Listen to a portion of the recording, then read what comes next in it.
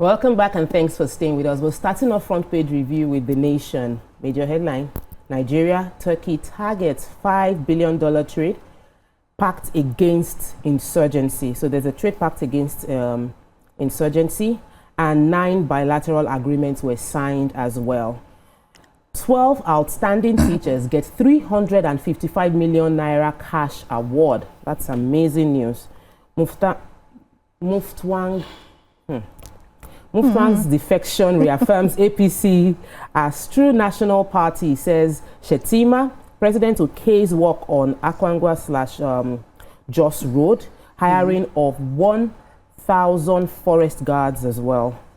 Court strikes out application seeking transfer of Kanu from Sokoto prison, and World Bank gives condition for states to access loans. Tax: banks can't debit account without owner's consent. Judge returns Malami's interim forfeiture case filed to CJ. Miyetti Allah leader arrested over banditry in Kwara. What story are we going to take first? Congratulations to the 12 teachers that got the total of 355 million naira at the federal government teachers boosting award. 12 outstanding, and the overall best teacher, Mr. Sholanke Francis Taiwo from Ogun State, got an additional 50 million to his own. And there was still an additional 5 million donated by the Kebbi State governor that was shared among them, because the Kebbi State governor himself was the former president of the Nigerian Union of Teachers, and all 12 of them in total got 25 million naira each, aside the overall best winner, which is special prize, and the special 5 million naira that was given. Of course, in attendance was the First Lady of the nation, the Minister for Education, the governors, the national governors, Nigerian Governors Forum chairman, represented by Abdurrahman Abdurazak. That's the Borno State governor, who is the chairman of the Nigerian Governors Forum, and several other dignitaries represented. And I love how they celebrated the teachers. I like the fact that we're not talking about 200,000 naira check, but we thank God. I'm so happy for them, and I hope that this will be, they'll be able to reinvest this and turn their lives and stories around. Sometimes when you talk, I ask myself, how do I harness this your comic abilities? Yes, I'm going to write a script for you. Talk to my coach, Mura. She's tired of me. I'm going to script you. You need to bring this personality to camera. Please. I need to script you. So the Presidential Fiscal Policy and Tax Reforms Committee has said that banks cannot debit customers' accounts for taxes without the consent of such customers. Chairman, Presidential Fiscal Policy and Tax Reforms Committee, Mr. Taiwo Oyedele, said that tax authorities in Nigeria do not have the power to directly debit or take money from people's bank accounts. He was reacting to media reports suggesting that the Lagos State government had planned to start debiting the personal accounts of taxpayers who failed to pay the taxes. And that's the word on the streets. Everybody's talking about it. He said such reports is misleading, noting that they did not reflect how the law actually works. Then he went ahead to explain that what exists in Nigerian tax law is the power of substitution, which is very different from directly taking money from a person's bank account. He said the power of substitution is a tax recovery method that allows the tax authority to ask a third party to pay money that belongs to a taxpayer who has refused to settle. And they have to confirm that this is an unpaid tax debt. He said this only happens after all legal and administrative steps, including court appeals, have been completed. And according to him, the power of substitution cannot be used freely or without limits, as it is tightly controlled by law and can only be applied after a long process has been followed. He says this is not an arbitrary or routine action. It is the last resort that can only be used after inquiries, assessments, objections, final notices and court appeals have all been concluded, and the tax debt has become final and legally due. So people should calm down. Nobody's just going to get into your account and start debiting money. They would have called you to present your case. You are the one that's supposed to file what you have earned so far and all of that. Maybe we can drink water small and drop cup. Yeah, okay, so I have the story where the World Bank gives conditions for states to be able to access loans. They said the World Bank Assisted Human Opportunities for Prosperity and Equity Funds, they must make details of their education and primary health care contracts public. They said this condition, they said the disbursement details must be posted on their website every 3 months and published 30 days after the end of each quarter. Also, they said the national coordinator for the Hope GOV program, Asad Hassan, explained that the requirements are to ensure that every kobo is spent openly to help Nigerians. He said for states using manual systems, checkers will review big contracts. For those using computers, every step of the process must be recorded online for the public to see. He also went ahead to say that that to stem ghost workers, that some of them will have to register using their BVN, and 80% of their teachers and health workers must also register. He said this will help to identify ghost workers and take them off the payroll so that money goes to real workers. He also added that states are also required to publish audit reports for education and health after presenting them to their House of Assembly. So he is just trying to make sure that there will be transparency and make sure that the funds are disbursed to the right people. So let's see how that goes. All right, moving on to the next paper, The Punch.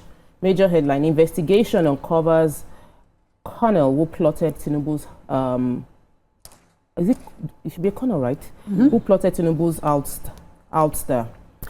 Interim report reveals military officers target said president, VP, ministers, and key installations. Arrest is ongoing. The presidency downplays Tinubu's stumble, says Turkey visit on course. Wike threatens workers as courts order strike suspension. How I lost 3-week-old daughter in Makoko demolition. That's from a carpenter. So arrest trial. Court had made some mockery clip calling Tinubu drug lord. And of course, the disco blames low generation as greed collapsed the 3rd time in this year. Another story that we haven't taken. Tinubu proposes 110 Court of Appeal justices. Okay, we'll take a break. When we return, we'll go through the papers. Stay with us. We'll be right back. Welcome back and thanks for staying with us. We're still going through the front pages of the newspaper and we have read out what is going on in Punch. Who has what story? So the corner story is a very detailed one, but well done to the Defense Intelligence Agency for uncovering this. They said that they uncovered a plot against the president and this clandestine network of military officers was coordinated by an army colonel, but they did not disclose his name. However, in the same story, just so that I will see whether there will be a suggestion of the name, the Defense Headquarters has released the names of the 16 officers that were reported to be involved. Money was flying, things were flying. This disgruntled army officer was, trying to mess with funding, recruitment, motivation, lamenting stagnation. He incited a lot of the officers who later joined him. 16 of the officers who are reportedly in custody are Brigadier General M.A. Sadiq, Colonel M.A. Maji, Lieutenant Colonel S. Bapa. This Bapa is the one that is cooperating the most right now.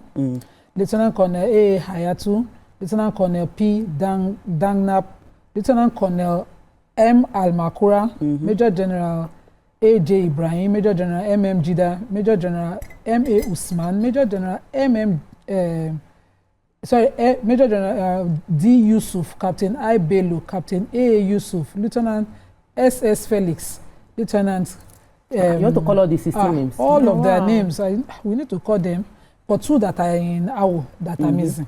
Major General J.M. Ganak and Captain G. Binuga. And they said that all of the particular extracts, except for Yusuf, who is from Oshun. And this was a third coup that happened, that was supposed to happen October 25, which was why we were saying that the October 1st cancellation celebration, but they were denying, and now we have uncovered this, and they are facing, court-martial. Okay, so I have a human interest story. A carpenter, Papa Eve Amoso, have narrated how he lost his 3-week-old daughter, Moreni Keji, during a last week demolition across Lagos State. Lagos State had carried it out in Makoko area of the state. He spoke to Punch And Punch Metro, during a visit to the community on Tuesday, he said that his wife had fallen into the lagoon with their newborn baby while trying to escape the chaos that followed the tear gas fired by policemen attached to the task force team.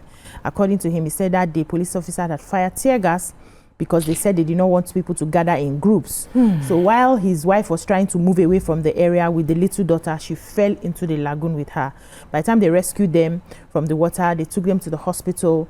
He was told that the baby had died before the baby even arrived. It was God that also saved his apprentice. That one also fell into the lagoon as well. But, you know, he survived. He says that this has just been so bad for him. He said his workshop, was among the structures that were pulled down during the exercise, leaving him jobless. He says, I'm a carpenter and I have lived here all my life. My workshop was demolished and I have no job at the moment. Some community leaders also spoke about the demolition. They said they had lost 5 residents during the demolition exercise, 2 children and 3 adults. A community chief, Francis Sampson, also talked to Punch correspondents that he received reports of deaths from different sections of the waterfront community during and after the exercise. And he says that they had an earlier agreement with government not to demolish structures within 30 meters of the power line along the lagoon, but then he extended to 520 meters from the high tension poles. That was not the agreement they had. However, when they contacted the Lagos State Commissioner for Information and Strategy, Gbenga Omotosho, he said the state government was not aware of the reported deaths, adding the allegations would be investigated. I still see them on the water. Many of them are still living in the boats across. They're just Pretty good. Anyway, so I have the story of Showore, that's the former presidential candidate. They said Showore is standing trial, we all know that he's standing trial on amended 2 counts bordering on cybercrime for describing the president as a criminal on social media. So they said he was able to, they said the trial of the former presidential candidate and activist, that's Showore, took a dramatic turn in court, where he admitted and brought video evidence in which the former presidential aide and ambassador, that's Reno Omokri, where he publicly described the president as a drug lord. They said the Department of the State Services, that's by Showere's counsel, brought it in a flash drive and played it in court. And after playing it, this time around, the court overruled and said, okay, that this is really an evidence. Yes, it's an evidence and it's okay. But that's what Reno Omokri even said. He went ahead to say that the drug lord is not an unprintable name. That Bola is, that's the president is a non-drug lord. I've got documents to back it up. I spent my money, went to Chicago, went to court and got certified true copies. All right. So you know, all those things. It will be a very interesting. It's just starting and it's dramatic. So he brought those evidence just to buttress his stuff. I want to take the president's stumble because it was all over social media yesterday, and it was just for me. I remember before the election, I was like, I really admire the president's intelligence, but I felt based on age, he might have issues because of his advanced age. However, the presidency downplayed his stumble, saying that he's in good health. It's normal for human beings to stumble, and that after that fall, he was able to still continue with every activity that was planned. We shouldn't take it as a big deal. But it's very funny how we turn diagnostic doctors the moment somebody in office falls. But we know they fall for house. Only older people they fall. They mean sickness. Small people know they fall. We're just that's moving on to Daily Sun. Somebody held you. Moving on to Daily Sun. When you also put yourself out there, if you fall, they will be scrutinized. Yes, Atiku Aregbesola knocked Tinubu. They said his government is worse than the military dictatorship. That's from former Vice President. Governments can't save president. APC in 2027 from ex-Oshu governor. Other news: why we are offering sustainable livelihood to illicit cannabis grower. That's from Marwa. Strike. I won't succumb to blackmail from Wiki. Tinubu asked Senate to approve 40 more courts of appeal justices, 20 for High Court. And the Kaduna bandits raise ransom to 250 million for 20 motorcyclists to free 166 worshippers. So they want 20 motorcyclists and 250 million in order to free 166 worshippers. Who has that story, please? Yes, I do. They said that, they abducted them some months back. I read it on the news here.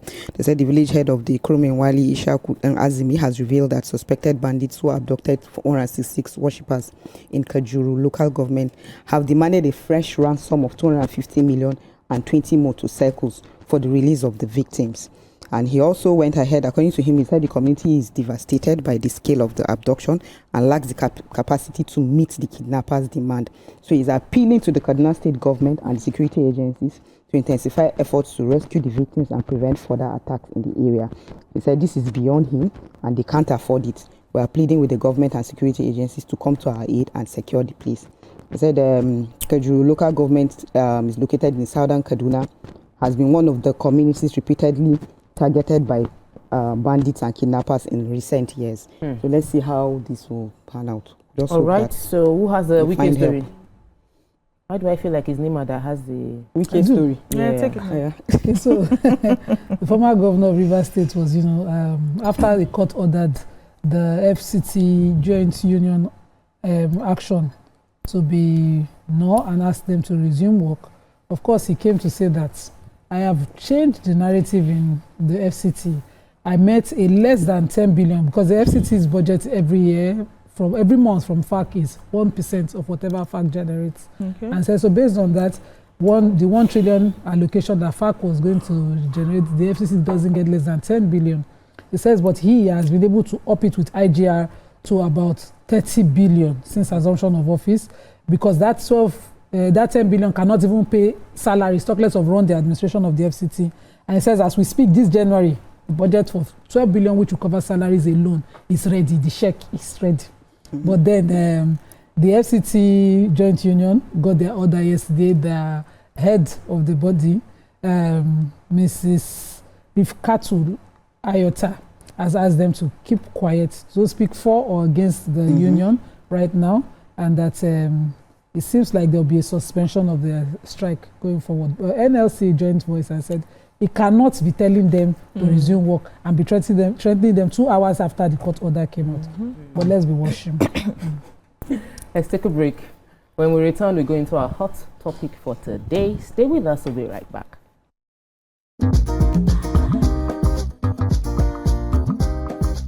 Stay tuned. Your View will be right back.